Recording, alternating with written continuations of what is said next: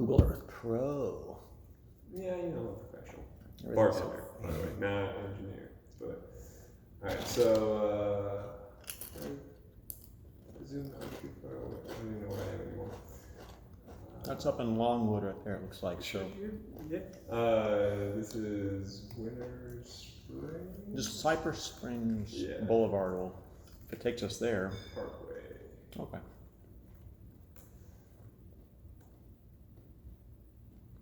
This was just where I left off. Oh, there you go. Convenient, right? Because it pulls up, right? Yeah, it's right. Yep. That little So yeah, this green spot as opposed to all this. You can kind of tell the topography some from the trees. I'm assuming that the grayer ones are like cypress that are in like wetland areas or something. Right. So that's part of it, and that's so looking. You know, when you sent it to me, I pulled this up immediately and I looked at it, and it's like, okay, well, wetlands are a concern. Any undeveloped site in Florida, wetlands are going to be a concern because there's a reason it wasn't developed with all the rest of this stuff, and B, it's Florida is a swamp.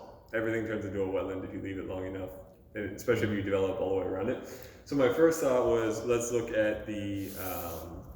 Let me pitch a few questions while you're going through this. Mm-hmm. So, why would we think that they platted it separately from the wetlands and paid property taxes all this time? Why not just designate it as such if it looked like it was going to be such a turd? They didn't develop it after all, but I'm wondering why they in the first place wouldn't just include it in wetlands, why they delineate it separately as well. So you can't just call it wetlands because it's undeveloped. So ecologists will need to be involved to delineate it, and what they do is they go out there, they look at the water levels, the historic water levels, the high water marks that, basically when the water stages up, it'll kind of leave residue at the high point in a very linear fashion, so you can kind of say, okay, well, this is where the water stages up to regularly. So with that, they look at the vegetation, the species of the vegetation in the area, and they'll delineate a wetland.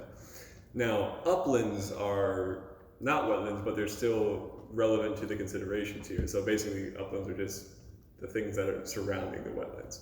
Okay. So when they delineated this, and you can see on this map right here, this is on the FTEP has a map direct thing, and I can send you links to all of these things as far as where I look, because they're all just public information. Okay. But I'm sure you can spot your site on here. Yeah. It's this little bit that's like carved out. This green area is wetlands per the National Wetland Inventory.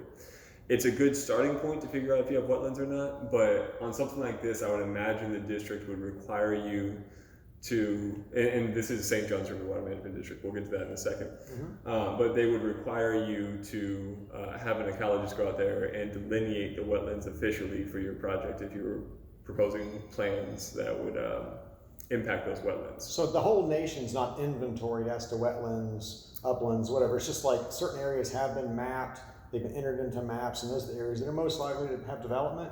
If you had a completely remote piece, they might have to evaluate it on a first-time basis, perhaps? So if I have a site that there's no wetlands shown on any inventory, right, but I pulled up this picture, okay. Anytime I'm working with a district, they're going to pull up an aerial, and they're like, well, this may have wetlands, we should look into it. And it depends on the reviewer. They won't always do it, but wetlands are a very sensitive subject, especially right now, for a number of reasons. But anytime you work in them, anytime you impact them, you have to mitigate, you have to be very careful. There's additional permitting requirements. If you have surface water or wetland impacts, you need to fill out a separate section of an application for your ERP, Environmental Resource Permit, which is what the district requires. But now, recently, Army Corps of Engineers, which for some reason used to have jurisdiction over the wetlands everywhere, transferred authority on that to FTEP. And it's the Florida State Environmental Protection. Yes, Florida Department of Environmental Protection, FTEP, which is now running the State 404 program, which is focused on wetland and surface water impacts. A 404 program is like a special program that's been mandated to evaluate impacts of projects separately from the permitting that normally takes place. So in addition, it's like basically it's federally overseen or something. I don't know. So yeah, at this point, it used to be Army Corps of Engineers, which is more federal, but now it's through FTEP, so it's a state, which is Mm-hmm. kind of deputized by the EPA. Sure. Yep. So it all kind of trickles down. They have authority to make your life bad. Sure. But with this, they come in, and FTP hasn't gotten a handle on it yet. This transfer, the delegation of the 404 program, Yes. just recently happened. So just to give you some I guess reference on that, I have a site that has functionally no impacts to any surface waters or wetlands. All I'm doing is drawing down a pond to the permitted conditions, but because technically the pumps will affect a surface water, I have to permit through FDEP. It has been over a month of me calling and emailing 2 to 3 times a week, no response. They're so overwhelmed. They have no idea how to deal with this 404 permit. So just to kind of give you an idea, like it's a new world. I can't give you too much guidance on how that process will go because no one's gone through it all the way yet because they haven't completed their first round essentially. It transferred in, I think, October of last year. Now, which projects would be affected by this? Okay, what are we calling it? A 404, not 404 permit. So the 404 program requires applications and permits or on which projects? Verifications of exemption. Anything that affects a surface water or wetland. Which is everything in like Florida, Lake County. Or essentially. So like it's something that I didn't used to ever deal with. So if you got an FDEP permit, you're saying separate from that, you will have to or may have to get a 404 or whatever evaluation? So, separate from your FDEP permit. So FDEP has a lot of different departments. Yes. And on sites I've had to send my back tees and utility clearances to FDEP to basically say, hey, we're about to put this sewer line or this potable water line into service. Yep. So that has an effect. But that's separate from this new 404 thing that they don't know what they're doing with. In all the sites I've worked on before, I don't think there's only one project, like very large project, that had to deal with 404. But now even on the smallest thing, the districts say, in their closeout, even if they give you their permit, they're like, hey, here's your permit. This doesn't release you from the requirements of the state 404 programs. 404 is separate but kind of conjunct with the FDEP permit. District permit, yes. Yeah. The 404 is through FDEP. When I say district, anytime I say district, I mean the water management district. And the reason I know Swift Mud separate FDEP because we're a project now. It's got wetlands, and we separate have tracks running for both of those. I think they've both been had, but there's been no mention of a 404 permit. So I'm just wondering if it will pop up or if that's not always applicable. It's not, so it's to. I honestly don't have good advice for you on that one. It's something that I like an ice. Yeah, it does get frosty, right? Yeah, almost.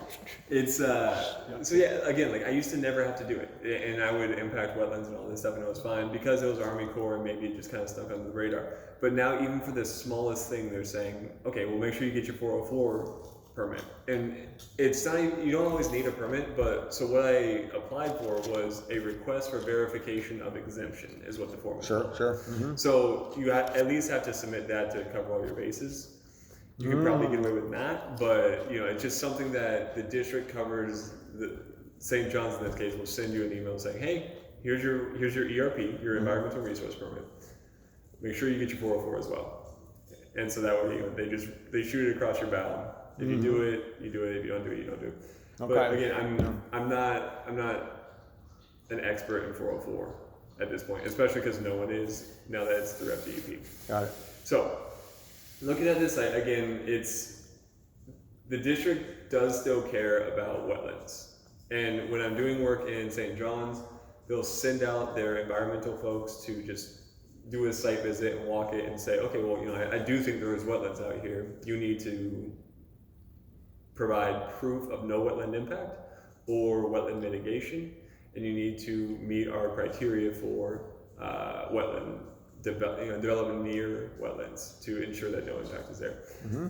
So again, that's just where the ecologist comes in. Looking at this site, they're definitely going to look at it. These trees are kind of indicative of wetlands, and if you look at the boom, yeah, I mean, I love the Cypress Springs because it looks so obvious from the aerials, like you can see everything by the species. Exactly. Yeah, I mean, the gray lines pretty much perfectly match up with the delineation of and this is, again, just the national wetland inventory. So that's the first thing I looked at when I looked at your site. What that brought to mind was, as far as developing a reasonable site, to have development on here, you need to have access to it. And to have access to it, you need to sneak a road through here, meaning there's no development, like no houses going in this area because you don't have room. That's, it may be more than 70 feet here, but the lot that it shows in the property appraiser, which, again, you've looked at. Did you draw that line there? The green line? The green line, yeah, that's just your measuring? Yeah, that's just me using the measuring tool. There's a measuring tool? Yes. I saw that, and for some reason I never thought there'd be like a measuring tape I could actually stretch across something. It's so amazing. Just you click your OCPA tools. Wow. But again, GIS, like this GIS especially, is not. Thank you. 100% accurate. Yeah. But yeah, so yeah, that one was just at the bottleneck. It looks like it was the bottleneck. So I looked at it, and I don't know what the topography looks like. But if you put a 24-foot 2-lane road, 12 feet per lane, per travel lane. Sidewalk, perhaps. And if you do the curb on top of that, if you do F curb, that's an extra 2 feet on both sides. So you're up to what, 28. And then if you have a grass strip in between and then a sidewalk, then you should probably have at least 5 feet on your sidewalk. I think you can go down to 4 by ADA, but you should probably have at least 5 for it to be reasonable. It seems plenty. It seems plenty for that bottleneck. For that bottleneck, until you look at the topography and if you have any concerns about, so if you're grading up to make an even, but then you need to grade down. The other thing to note is the upland buffer. Basically, you can't develop right up to a wetland. So that's the other concern. This is showing your lot. If we look at the wetland inventory, this may be more. And there's probably a measurement tool on here. Now, they show like plant growth, like encroaching into the lot. Like, what does that mean? This, I don't honestly know what this means. It's never had an effect. I've seen it on sites that I've had before. It's kind of just a show undeveloped, as far as I can tell. As far as the legend goes on here, there's not really anything specifically addressing that. But again, this is the wetland, this is the green line is specifically from the National Wetlands Inventory. Got it. So that may be more than 71, but if you only have 71 to work with, and then you have to also account for upland buffers. So let me, I guess, cut straight to. So this is, I'm just going to start from scratch on this. Like, this is where we need to be, but I'm going to start from scratch. This is where you entered that map portal here? Or something? This is a second site. So here. there's going to be a lot of map portals on this. So the first one, the OCPA. Yeah, the property appraiser map tool is great. This other one is from FDEP. Right. CA, DEP, State, FLUS. Yeah. And again, I can send you all these links with some instructions on all of it. But so this is just another map tool that has more than one application. In this case, I pulled up the National Wetland Inventory, but I also pulled up the water body IDs. And this is, I'm going to circle back to the water body IDs, but it has an effect on the cost of your project, essentially. Like an impact fee, relevance or something maybe? It comes to impaired water bodies. Nutrient loading has become a recent priority of all districts. Thanks a lot, Duda. Yeah, right. So basically the concern is, good job. She might get real squeaky and annoying. I apologize. If it is in a TMDL, total maximum daily load, that's referring to nutrients, and there are nutrient loading requirements for the site. Hey, Kirsten. Give attention. Talk to your daughter. Give the attention to me, woman.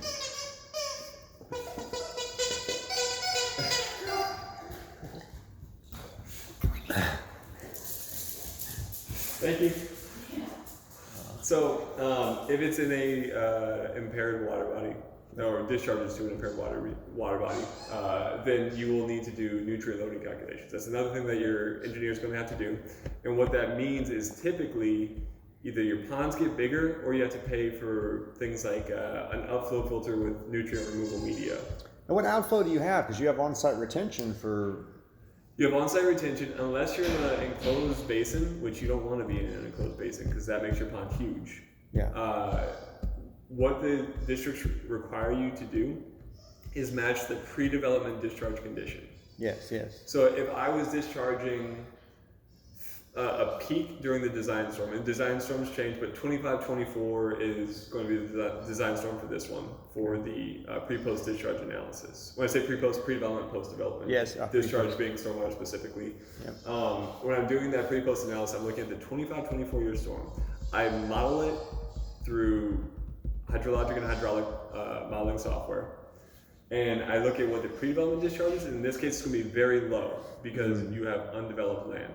And then I look at your proposed condition, which is going to have a lot more impervious area, generating more runoff. So I have to have a retention pond that holds enough water back that I do not discharge a peak rate of higher, say in the pre-development it's 3 CFS, in the post-development I have to hold it back until it's 3 CFS. Got it. You got to match your pre-development conditions. Exactly. Yes, okay, got it. So yeah, it's like 1.25 cubic inches per your whole like lot area. Like for residential, where I do it, they have like 1.25. Right. You know, but on if you're going to do a development like this, I think you it's different peak a math, threshold. I'm sure. Yeah. So like. We have a very simple, just a basic formula. Right, and anytime we've gone back and forth on when we're looking at sites, like, hey, listen, you're in a bit of a different realm, but you're kind of crossing into my realm with this one. If you do an overall development like this with 15 lots, so when you do something like that, you just have to make sure that your proposed condition has a pond big enough to hold back enough water to match that pre-development condition. So you are still discharging water. It's but it will still discharge to potentially a TMDL. And we can look up if it is a TMDL and not a TMDL in this area in a second. But that's kind of an afterthought, like to continue to go through. Yep. The next thing I did looking at it, because I was worried about that bottleneck and these wetlands, is okay, well, what are they going to hold us to on the upland buffer?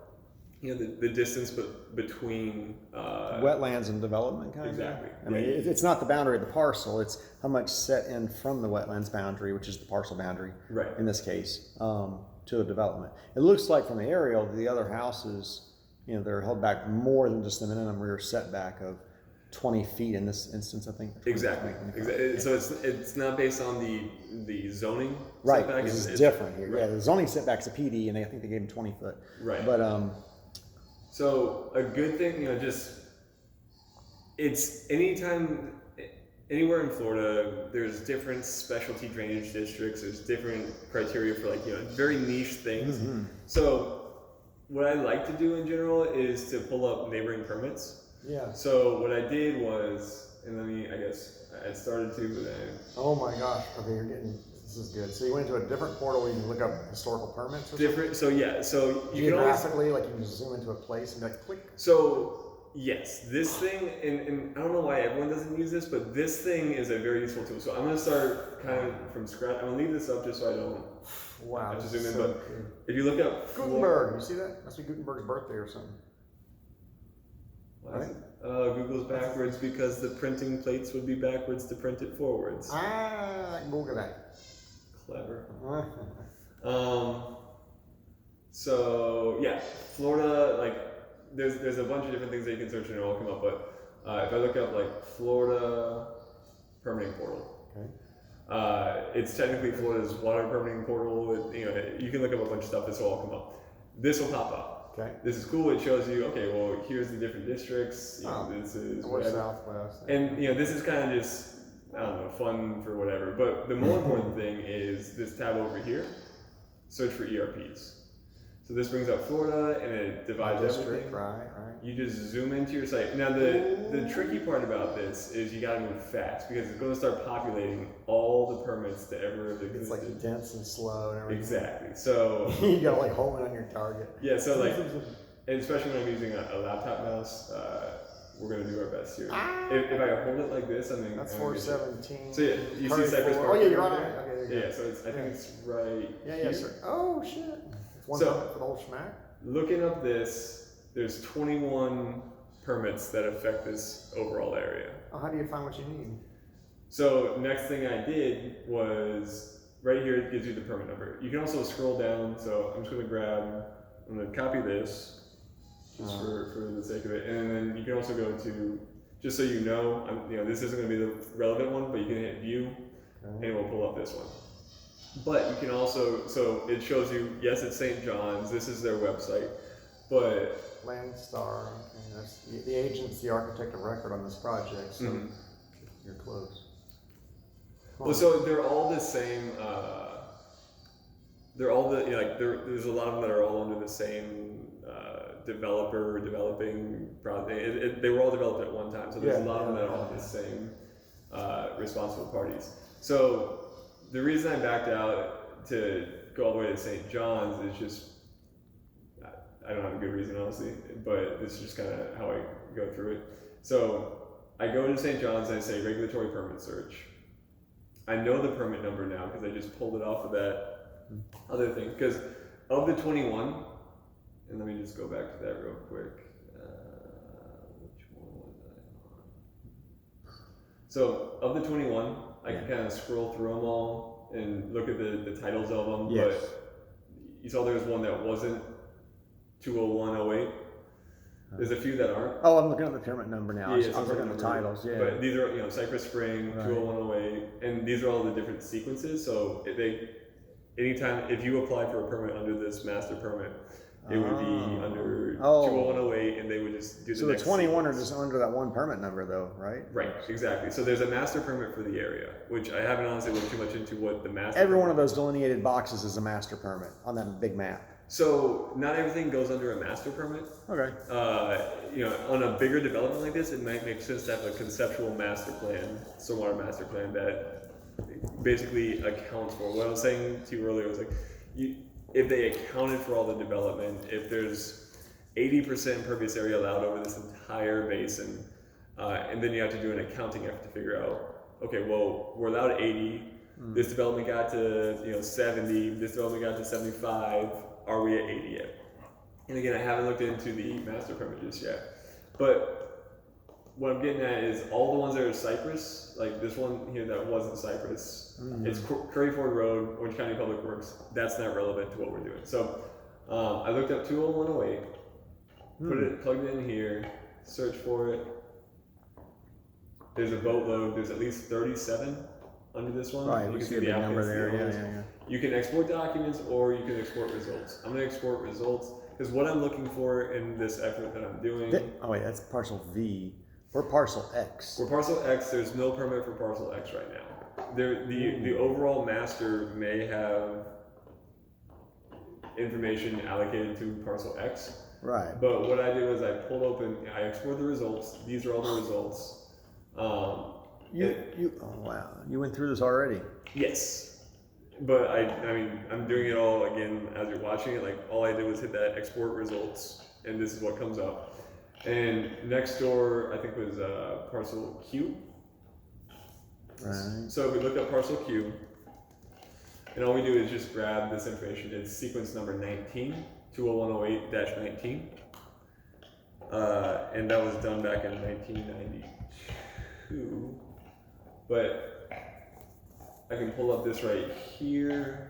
Scroll up to show you. This is 20108-19, and this is just, I already did the search, but these are all the plans and documents and everything that was submitted initially. So what I would pull up first, I kind of look at the sizes. These are the drawings that will show you what they did, and so that might have useful information. So I'm gonna start downloading that. If I click on this, it'll start downloading. And because I already have it, some other stuff saved down. Let me see if I can. Right, click on it and cancel it. Right. Well, so I have. What I grabbed was bound reports is a good thing to look for, and anything that says something like drawings, plans, maps. Those are good things to look for. But see right there, the second one down. What's bound reports? Bound reports is a general, like, they'll call their geotech report that, they'll call their drainage report that. Basically, the engineers. Like sealed reports. Right. Yeah, or something like And so that's got a lot of good design information in there. So anytime I'm looking through this stuff, I'll go through all that. So let's see what we got here. This is bound reports, and part of it, is just going to be me telling you what it is because I've seen a bunch of them before. But let's take a look at what this one is. This one is. So this is it. Go ahead. All this wealth of information is only available because this road has been traveled before by some developer. If you had a truly undeveloped piece of land, you'd be starting at zero other than what's publicly already available and evaluated by GIS, Army Corps, just whatever. Like everything that we're looking at here, these testing results and stuff, would not be done on a previously undeveloped parcel. So all you would have would be like general topography and maybe wetlands info and things.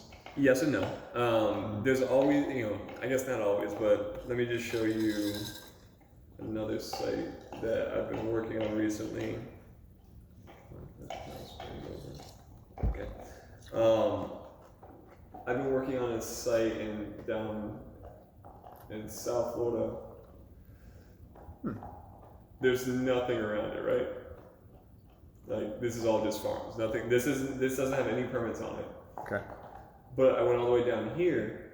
There's permits on this one, and I can find that through that map portal that I showed you. The DEP one? This one right here, the Florida permitting portal. Okay. Yeah. So if I wanted to go, let me see if it'll let me just click down here. No, cool. You're real good at just kind of aerial, like snapping the landmarks and figuring out where stuff is. Yeah. So I know my site's right here. Mm-hmm. I know I need to find an adjacent property because, and this is a situation where I'm in South Florida, but in South Florida I am in a Disney Island Conservancy district, which is just another district that has like Disney all falls within Reedy Creek Improvement District, and there's just going to be a bunch more annoying criteria that you have to pay attention to, but it's really hard to find out that you're in a special district until you're in it. Really? Now this thing should be reloading quicker than it is, but we're just going to let it do its thing. Come on now. It's not reloading the things. Basically, when I came in here, let me just, I don't know if I should hit refresh on it or if I should just let it do its thing. Basically, I came in here, even though there's nothing in this entire area, I came to the next closest one. And they had reports, plans, everything. And it's not immediately relevant to our site, but it gives you a good ballpark of what you're looking at. So when I looked at theirs, I was like, okay, well, they were held to this additional criteria that I should consider for my site as well. So even though that road hadn't been traveled, as you said, by other developers per se in that specific area, you can still try and pull on, The nearest relevant information that might have already been dealt with. And it may not be relevant, it may not be good, but like as part of the due diligence effort, it's good to kind of identify things like that. Totally. It's like a comp, basically. Yeah. Exactly. So in this situation, let me see, I got those reports pulled up. So this is one of the things that was labeled as bound reports. I look at the next sheet, I know instantly this is a geotech evaluation. The reason I know it says right here, but more importantly, this is universal, they do geotech. Yep. So I can dig through here, this has got a bunch of information, and this is the site, parcel Q is this one right here, I'm pretty sure. The ones, or I guess this one right here, I think is parcel Q based on the map that you sent me. I don't remember the other various parcels. I just focused on. So basically, we're just going to say that's parcel Q. I'm fairly certain just from remembering what we had up and having this open before, this is parcel Q. Mm-hmm. So looking at the geotech report for parcel Q would give us a pretty good indication. The water table doesn't fluctuate aggressively across anything, right? So if we look at this, we can look at the, it's giving us lab investigation, surface conditions. This isn't page 9 of 695, is it? It is. We're not going to look at all of it. How can they write 700 pages about one freaking? They don't. So there's probably 20 pages of narrative. And the rest is boilerplate, just like. It's data.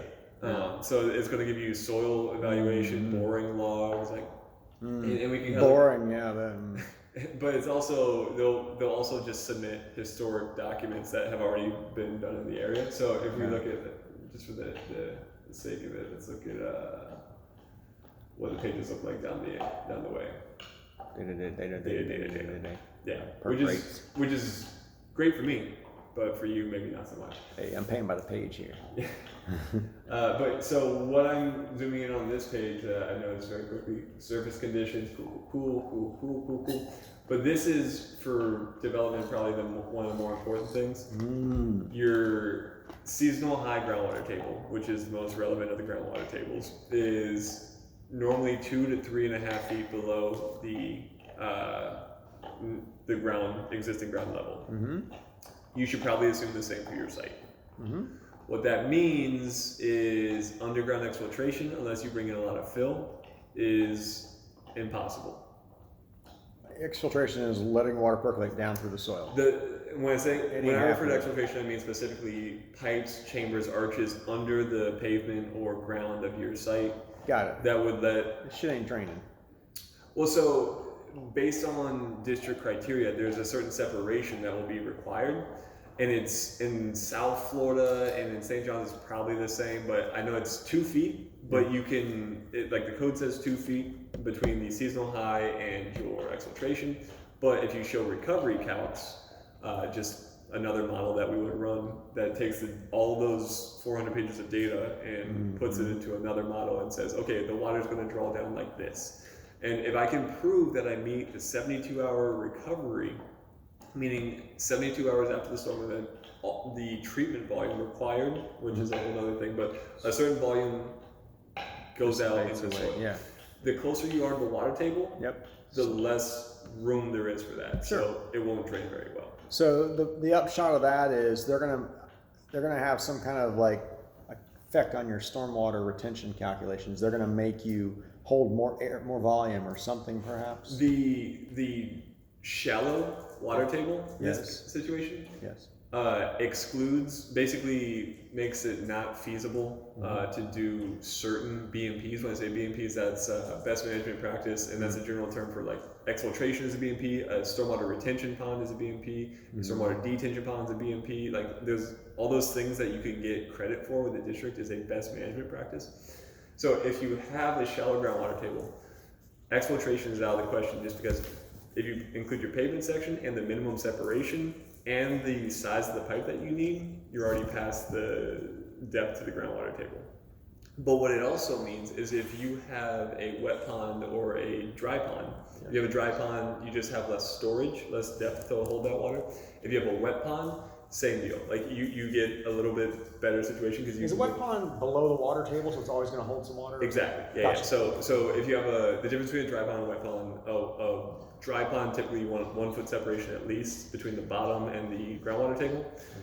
And I think in St. John's you can average the seasonal high and seasonal low for that consideration. But I always just assume, especially at this level, I always just assume the seasonal high water table is what I should figure is the separation that I'll need. So if I go down, basically if I dig a hole, I can only dig it in this situation, maybe only 1 foot down. Because otherwise it would turn into a wet pond and it would defeat the whole purpose of retention because you're already into water that's not going anywhere. You're into the water table. Exactly. So you can't dig a very deep retention area. It has to be a very huge area to give you any volume. Right. Or you can call it a detention. And the difference between retention and detention is you put an orifice on it. And when you put an orifice, so basically if you have retention, the only way the water percolates through. Exactly. Detention is when it comes to a certain thing and overflows into a pipe, takes it somewhere else, perhaps. So yes, but the pipe it basically doesn't have to stage up at all to get to that first pipe. Right. You set the control elevation or the normal water level. You want. Where's the somewhere else going to be? Some off-site legal. The pre-development receiving area. Off if it's a wetland, yeah. So in this case, it's probably wetlands. It depends on the topography. But basically, an engineer will do a basin delineation study. So they'll look at the topography and say, this water's all flowing this way. This water's all flowing this way. And they'll say in the pre-development condition, this wetland, let's pull up they'll say, okay, well, half of it flows this way, half of it flows this way. The half that flows this way generates 3 CFS this way. The half that flows this way generates this much. Now, personally, I would argue this is all the same wetland, so it's all the same receiving area, so I wouldn't have to somehow divide up my numbers. I would just be able to say, okay, well, if it's 3 this way and 3 this way, I can go 6 into it wherever I want. So the detention would be able to discharge. Basically, it has basically just a hole punched in the structure that controls, that holds back the water. That over time it will recover that volume by discharging it slowly out. Once it gets, what you were saying is, it stages up, it gets to a point, and then it overflows. What that is typically you put your weir at your treatment volume. So, and if I'm being too technical, you just I get it. I know just what you mean. Okay. So there's after you've treated a certain volume, you're allowed to dispense with that because it's like a flood condition that can carry on. Right. So the reason that you'll see boxes that have that little slot cut out of it is because it hit the treatment volume. But if it was just a deluge, it would just keep on going. Well, yes, and that's kind of part of it. The reason why you have that slot is because it's going to keep staging up during a deluge. But it's still important, and a deluge would be the 25-24 storm. The 25, when I say 25-24, that means it has like it's likely to, statistically only likely to happen once every 25 years. So that's a big storm, right? Especially in Florida. In this area, it's probably like, let's say 10.6 inches of rainfall within 24 hours just dumping onto it. So it's, a deluge. But when I'm designing for the 25 storm, basically I hit my treatment volume, but instead of just letting it all flow out, and the reason I don't just let it flow into the box from all angles, and I have to have that slot cut into the box, is because I need to hold back water from a flow rate standpoint to match that pre-post discharge. So what I'll do is I'll put my weir in the treatment volume, and then I will make the width of that weir, the weir being that slot cut out of the box, the width of that weir, I'll do an initial calculation, but then I'll iterate with my hydraulic model to figure out how wide that can be. And then once I hit the 25-year max stage, that's where I'll put my top of box. Because once you put the top of box, it's just dumping out. But because you're not held to anything past the 25 for your discharge, it's best to dump out as much as you can. So let's zoom out. I'm assuming that someone's looked at all this stuff. Literally and figuratively zoom out. I think they probably have evaluated all these things with many competent people at this engineering firm with the help of Universal back when they did this, and they intentionally didn't develop it. I think either they've hit some other limit, like you said, in capacity, or they evaluated this thing and said it wasn't worth it. Our hope was they evaluated it based on the economics of 1998 or 2003, depending, and they said, you know what, this little spur, we're not going to bother with it. Nowadays, we feel that maybe it's worth a second look. They're willing to sell it for $300,000. They're going to list it for. I'm like, well, if you could fit 15 homes, it might be worth the legwork to go in there, do the horizontal and yield some home sites. How many can we get? What you're saying, these are all true and valid points that would have to be addressed. I need to try and figure out if there's anything in these documents that are recorded that speaks specifically to Project X. And if so, what was the impediment? If it still can't be resolved, and that's what it is, we took a pitch and we whiffed. But maybe there's a path forward, So despite all these very valid and potentially show-stopping minds that are in front of us, how can we evaluate if it